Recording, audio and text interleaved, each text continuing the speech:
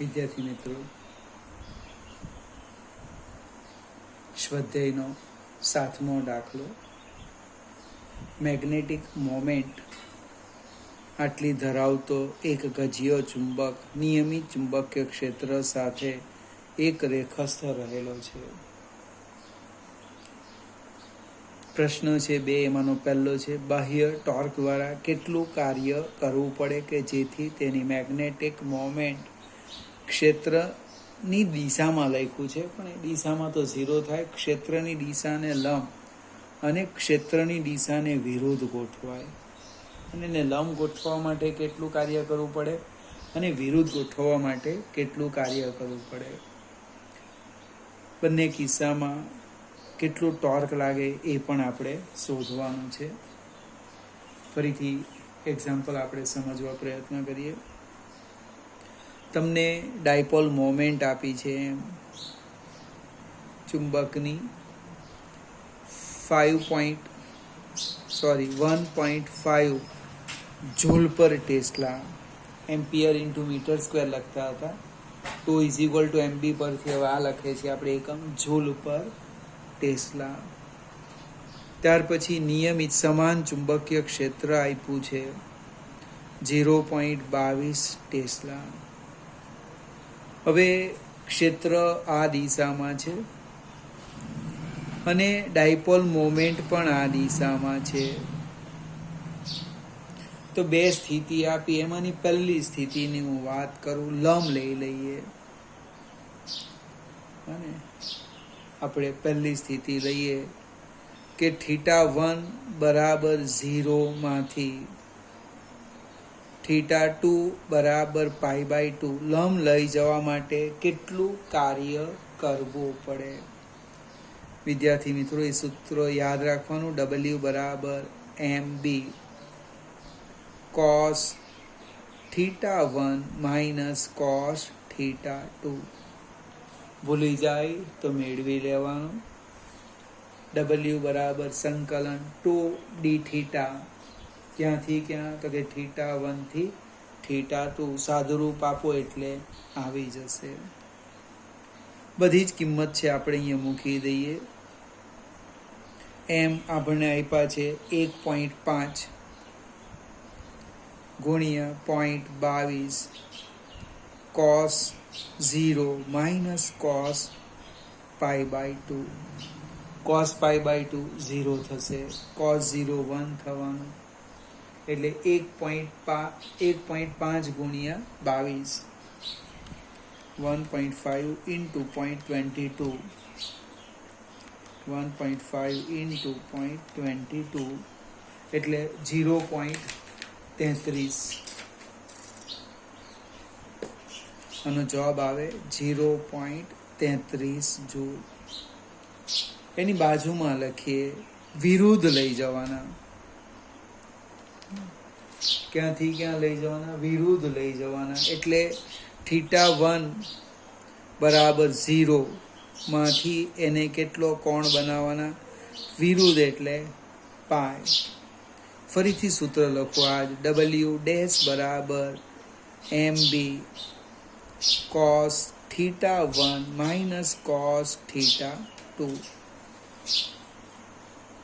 એમ 1.5 ગુણ્યા 0.22 કૌંસમાં cos 0 minus cos π. સાદું રૂપ આપીએ. આ બેનો ગુણાકાર તો જસ્ટ હમણે જોયો આપણે, 0.33 કૌંસમાં 1 માઇનસ -1 ઓછા ઓછા વત્તા cos π -1 થાય. 1 + 1 2 અને 0.33 ગુણ્યા 2 એટલે કેટલા થવાના? 0.66 જૂલ. એટલે રકમમાં જે લખ્યું છે ને, ક્ષેત્રની દિશામાં તો ઓલરેડી એ છે જ, એને લંબ લઈ જવા માટે અને પરસ્પર વિરુદ્ધ થાય એ માટે કેટલું કાર્ય કરવું પડે એની આપણે વાત કરી. હવે આપણે સહેજ આગળ જઈએ. ટોર્કની પણ વાત કરેલી છે. તો પહેલા કેસમાં વાત કરીએ આપણે, આને આગળ લઈ લઈએ આ જ રીતના. અહીંયા કોમન સૂત્ર લખી દેમ. ટોર્ક તો કે τ = MB sin થીટા. કિંમત મૂકી દઈએ. એમ 1.5 ગુણ્યા 0.22 ગુણ્યા સાઈન π/2. સાઈન π/2 નો અર્થ 1 થાય, એટલે 1.5 ગુણ્યા 0.22 એટલે 0.33 જૂલ. એને તમે π/2 જેટલું કોણીય સ્થાનાંતર કરાવો ત્યારે એની અંદર ઉદ્ભવતું પુનઃસ્થાપક બળ 0.33 જૂલ. તમે સમજવા પ્રયત્ન કરો કે ક્ષેત્રને લંબ જઈ જવા માટે આટલું કાર્ય કરવું પડે, એટલું જ ટોર્ક એમાં ઉદ્ભવે, એટલે ફરીથી પોતાની મૂળ સ્થિતિ પ્રાપ્ત કરે. આપણે અહીંયા લખીએ બાજુમાં 2' બરાબર mb સાઈન થીટા. અહીંયા થીટા ઇઝ ઇક્વલ ટુ તો પાઈ થવાના, એટલે કે એમ 1.5 ગુણ્યા 0.22 ગુણ્યા sine pi. Sine pi equal to 0 joule. સંતુલિત મહત્તમ અસ્થાયી સંતુલિત અવસ્થા. ટોર્ક કેટલું થઈ ગયું? 0 થઈ ગયું. આ આપણો 7મો એક્ઝામ્પલ હતો. આગળ જઈએ. 8મો એક્ઝામ્પલ. 2000 આંટા અને આટલું આડછેદનું ક્ષેત્રફળ ધરાવતા એક સોલેનોઇડમાંથી આટલો વિદ્યુત પ્રવાહ પસાર થાય છે અને તેના કેન્દ્રમાંથી એવી રીતે લટકાવેલ છે કે જેથી તે સમક્ષિતિજ સમતલમાં ભ્રમણ કરી શકે છે. કંઈક આપ્યું છે એ લખી દઈએ. તો કે એક આંટાની સંખ્યા આપી છે n, 2000. ત્યાર પછી ક્ષેત્રફળ આપ્યું છે 1.6 × 10⁻⁻⁴ મીટર સ્ક્વેર. પરીક્ષામાં બની શકે 10⁻⁻⁴ નહીં લખે તો સેન્ટીમીટર સ્ક્વેર લખી દેશે. પ્રવાહ આપ્યો છે I, 4 એમ્પિયર. 2 પ્રશ્ન છે. એનો પહેલો પ્રશ્ન છે મેગ્નેટિક મોમેન્ટ સોલેનોઇડની શોધવા કીધી ભાઈ એમ. અને બીજો પ્રશ્ન છે કે સોલેનોઇડની અક્ષ સાથે 30 ડિગ્રી કોણ બનાવતી દિશામાં આટલું નિયમિત ચુંબકીય ક્ષેત્ર લગાડવામાં આવે તો સોલેનોઇડ પર લાગતા બળ અને ટોર્કનું મૂલ્ય કેટલું હશે? ખૂણો આપ્યો છે 30 ડિગ્રીનો. પ્રશ્ન F અને τ 2 શોધવા કીધું. હવે પ્રશ્ન છે ડાયપોલ મોમેન્ટ. લગભગ ગઈકાલે જ આવો એક દાખલો બન્યો અને આગલા ચેપ્ટરમાં આવી ગયું હતું. સંજ્ઞા આપણે મ્યુ લખતા હતા, અહીંયા આપણે એમ લખવાના છે. ચુંબકીય ડાયપોલ મોમેન્ટ કોની? તો કે સોલેનોઇડ. તેના માટે સૂત્ર છે NIA. કિંમત બધી જ આપી છે. N 2000, I 4 ગુણ્યા A 1.6 × 10⁻⁻⁴. હવે આપણે સાદુરૂપ આપવા પ્રયત્ન કરીએ. આ 3 મીંડા રવા દઈએ એટલે 4 ગુણ્યા 2 8, 8 ગુણ્યા 1.6 એટલે 12.8 ગુણ્યા 10⁻⁻⁻ માંથી 3 જાય એટલે -1, અથવા કોઈક મિત્ર આમ પણ લખી દે 1.28 એમ્પિયર ઇન્ટુ મીટર સ્ક્વેર. ક્યાં? Joule per tesla. આપણે સહેજ આગળ જઈએ. બીજો પ્રશ્ન છે એને સમજવા પ્રયત્ન કરીએ.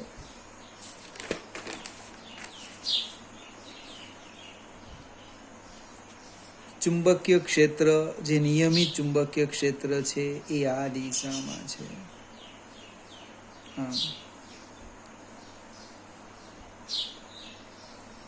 અને જે સોલેનોઇડની અક્ષ છે એ ક્ષેત્ર સાથે ક્ષેત્ર સોલેનોઇડની અક્ષ સાથે થીટા કોણ બનાવે.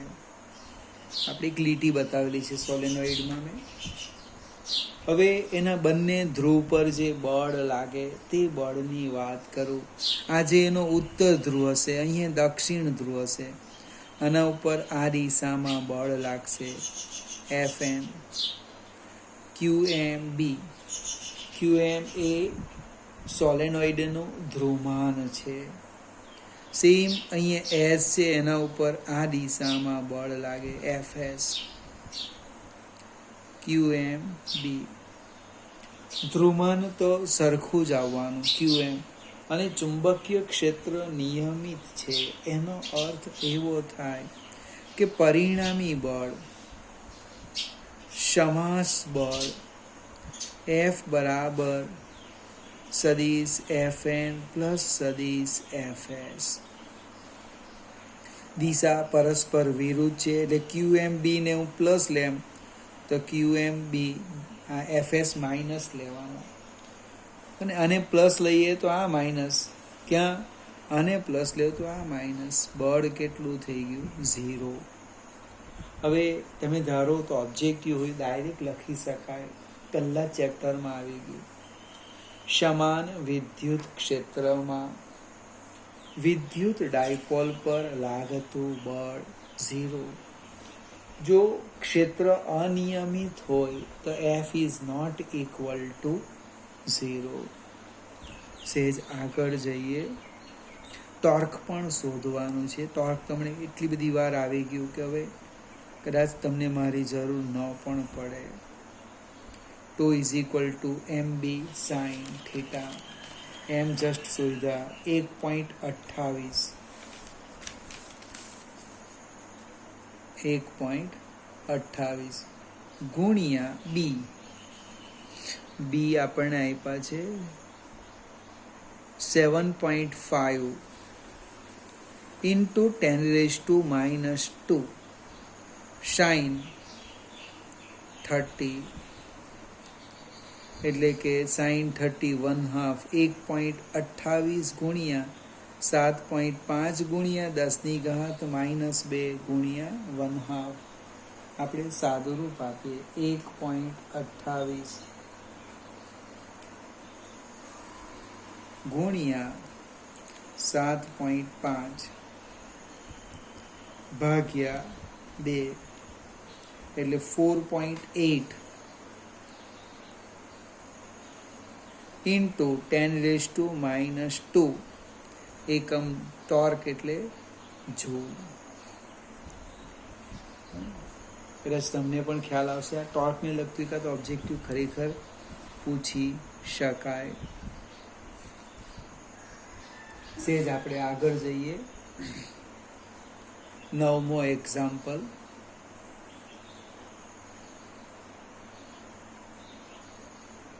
સોળ આંટા અને 10 સેન્ટીમીટર ત્રિજ્યા ધરાવતું એક વર્તુળાકાર ગૂંચળું આટલો વિદ્યુત પ્રવાહ ધરાવે છે અને 5 ઇન્ટુ 10⁻² ટેસ્લા મૂલ્ય ધરાવતા બાહ્ય ચુંબકીય ક્ષેત્રને લંબ રૂપે સ્થિર રહેલું છે.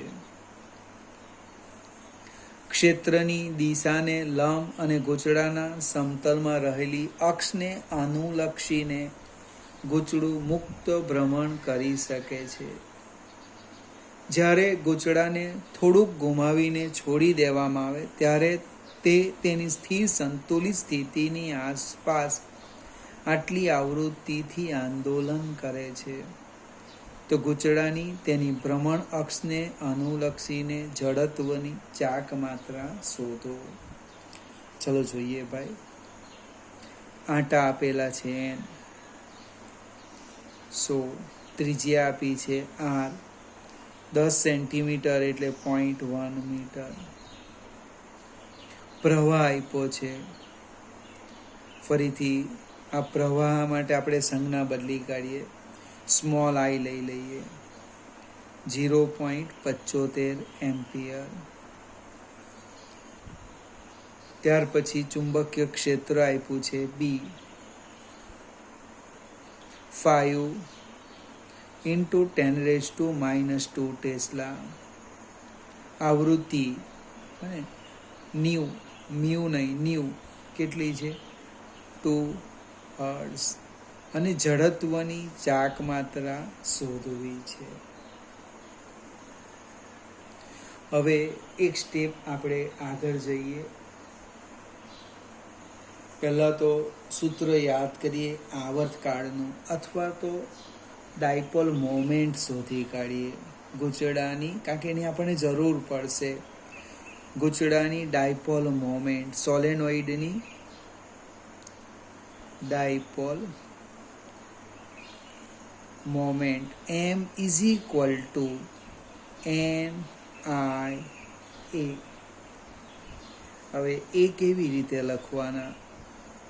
NI/R². કિંમત મૂકી દઈએ. આ સ્મોલ આઈ એટલે પ્રવાહ માટે છે, કારણ કે કેપિટલ આઈ જડત્વની ચાક માત્રામાં વપરાઈ જવાનો. તો કે ડાયપોલ મોમેન્ટ M, N16, પ્રવાહ 0.75, 3.14 ગુણ્યા 0.1 વર્ગ.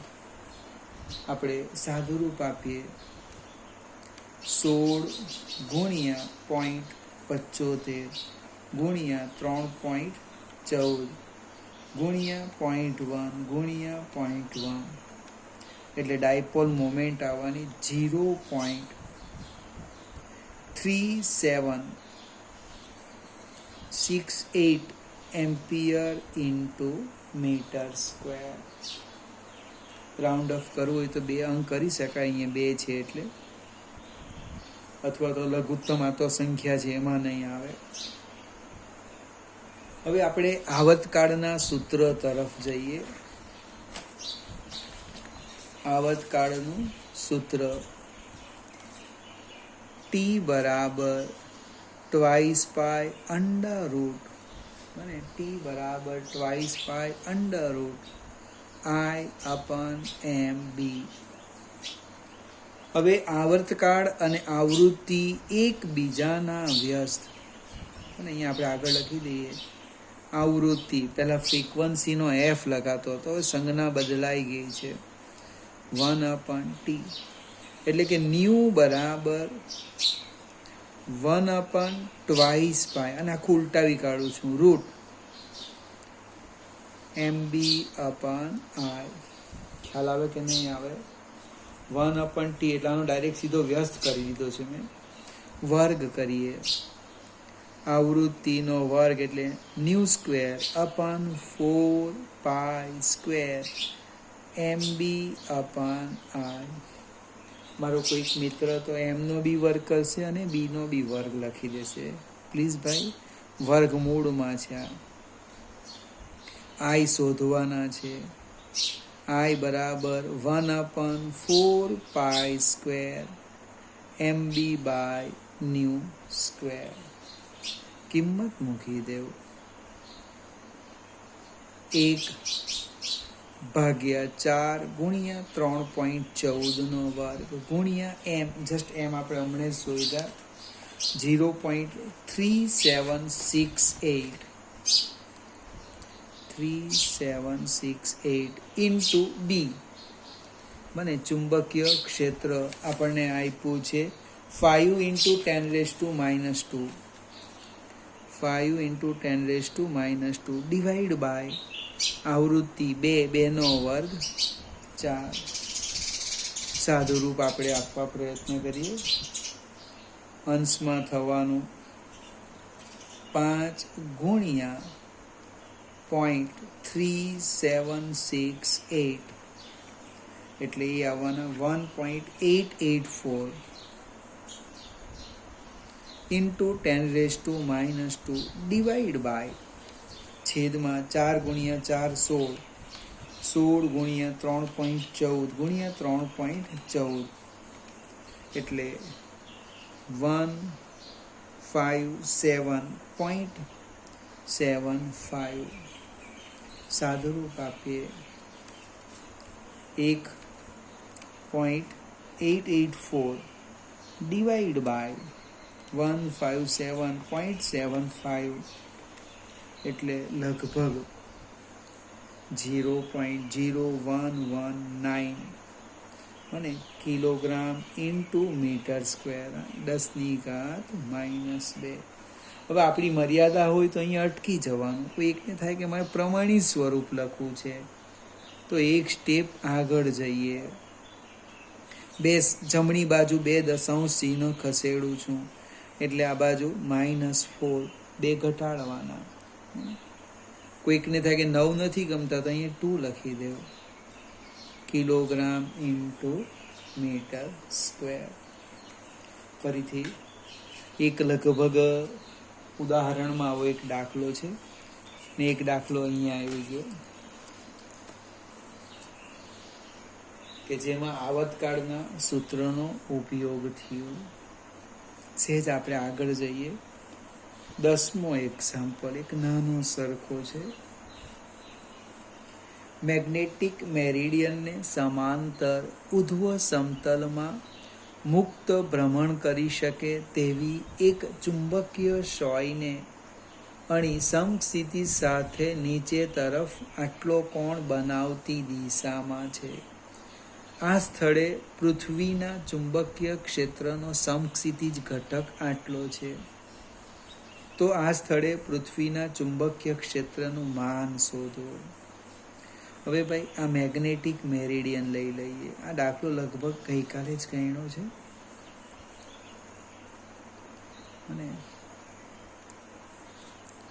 Magnetic meridian.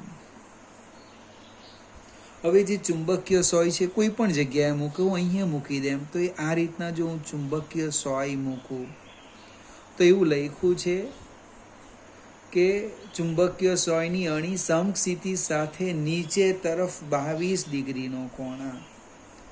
આ ખૂણો આપેલો છે 22 ડિગ્રી, થીટા 22 ડિગ્રી, અથવા તો આપણે એની સંજ્ઞા થીટાની જગ્યાએ ફાઈ લઈ લઈએ, આઈ લઈએ, જે લેવું હોય તે. પૃથ્વીનું જે ચુંબકીય ક્ષેત્ર છે એનો સમક્ષિતિજ ઘટક આપેલો છે BH.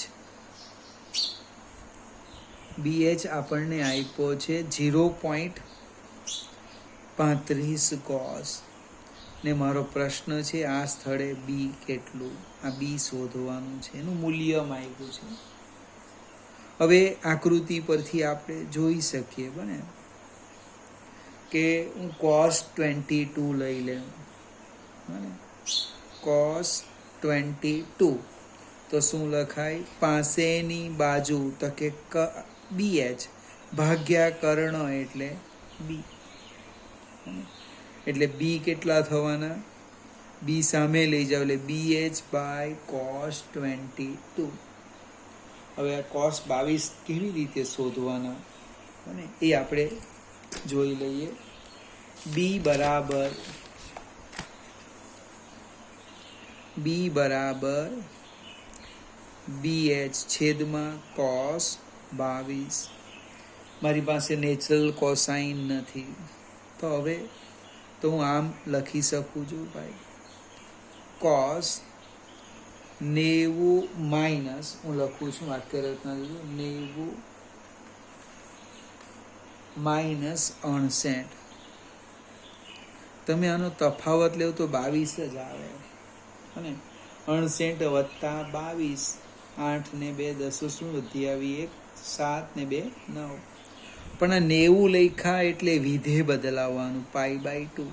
યાદ આવે કે નહીં આવે? ભાઈનું બેન, બેનનું ભાઈ, કોસનું સાઇન પહેલું ચરણ છે પ્લસ સાઇન 68. હવે આને આપણે નેચરલ સાઇન જોઈ લેવાનું બને. એ લગભગ હું ડાયરેક્ટ લખું છું 0.9272 આવે એટલે કિંમત મૂકી દઈએ. B બરાબર BH અને 0.35 cos છે 10⁻⁻4 ડિવાઈડ બાય 0.9272 0.972 એટલે 0.35 ભાગ્યા 0.9272 એટલે 0.377 ઇન્ટુ 10⁻⁻⁴ ટેસ્લા. ફરીથી એટલે સમજવા માટે બરાબર છે, આપણે નેચરલ સાઇન આપેલું હોવું જોઈએ, પણ એમસીક્યુની વાત કરીએ તો આની સંભાવના થોડી ઘટી જાય. કેમ? તો કે નેચરલ સાઇન તમને આપવો પડે નીટ કે JEEમાં, એ લગભગ શક્યતા ઓછી છે. બીજા એક્ઝામ્પલ હું આવતીકાલે ગણાવીશ. આપણે ચેપ્ટર 1ની ટેસ્ટ રવિવારે છે, એની બરાબર તૈયારી કરવાની, માત્ર MCQ.